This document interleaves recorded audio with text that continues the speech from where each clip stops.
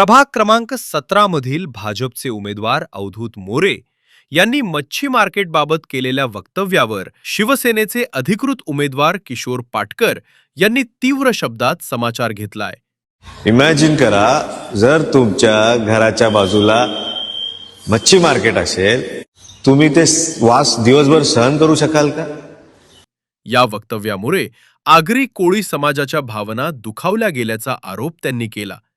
किशोर पाटकर म्हणाले की आगरी कोळी बांधवांचे आपल्या समाजावर मोठे उपकार आहेत। आज आपण ज्या जमिनीवर राहतो त्या त्यांनी दिलेल्या आहेत। अशा समाजाचा अपमान करणारी भाषा खपून घेतली जाणार नाही, असा स्पष्ट इशारा त्यांनी दिला। तसेच त्यांनी सांगितले की संबंधित मच्छी मार्केट हे नव्याने उभे राहिलेले नसून अनेक वर्षापासून अस्तित्वात आहे। निवडणुकीच्या काळात अशी वक्तव्य करणाऱ्यांना मतदारांनी योग्य जागा दाखवावी, असे आवाहन करत किशोर पाटकर यांनी अवधूत मोरे यांच्यावर जोरदार टीका केली।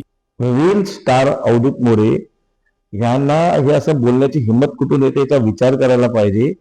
इकडे आगरी कोळी बांधव हे मूळ मालक आहे, त्यांचे आपल्यावर उपकार आहेत की ते आम्हाला इथून राहायला देतात आहे, आम्हाला इथे नगरसेवकचे इलेक्शनला उभं राहू देतात, आम्हाला इथे महापौर बनवतात। आमच्या सिंधुदुर्गात मालवणमध्ये कोकणात जाऊन बघा, आगरी लोकांना असं कोणाला दुसऱ्याला चान्स मिळतो काय? हा त्यांच्या मनाचा मोठेपणा आहे। आणि ते मच्छी मार्केट, मी लहानपणापासून आईवर तिथे मच्छी घ्यायला जायचो, बाहेर तिथे उद्याची आई बसायची, मला अजून पण तिच्या चेहरा लक्षात येतो। त्या कॉलनी बनायच्या अगोदर पण ते आहे। हे असं रील स्टार अवधूत मोरेला असं बोलायला कसं सुटलं? आणि ऐसा फारामोशी समजतो मी। रील स्टार अवधूत मोरे यांनी जे बोललेलं आहे ना, ते त्यांच्यावर तो एकटे दोषी नाहीत, त्यांच्यावर निलेश भोजने, सुरेश शिंदेचे मिसेस, ते सर्व दोषी आहेत। आणि ह्या लोकांना जीवावरला एक तरी मतदान झालं ना, ते आपल्यासाठी शर्मेची गोष्ट आहे। आणि आमच्यावर जी उभी आहे ना दिव्याताई, ती आगरी समाजाची आहे। लक्षात ठेवा, ही ऐसा फळामोशी जी केलेली आहे त्याच मातीत राहून तिथेच थुकायचं, उलट उपकार मानायला पाहिजे ना। या सर्व गोष्टीचा आम्ही चारही लोक निषेध करतो।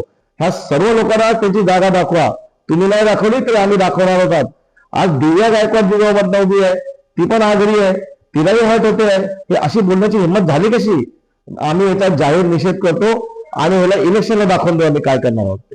आपकी आवाज, आपकी खबर।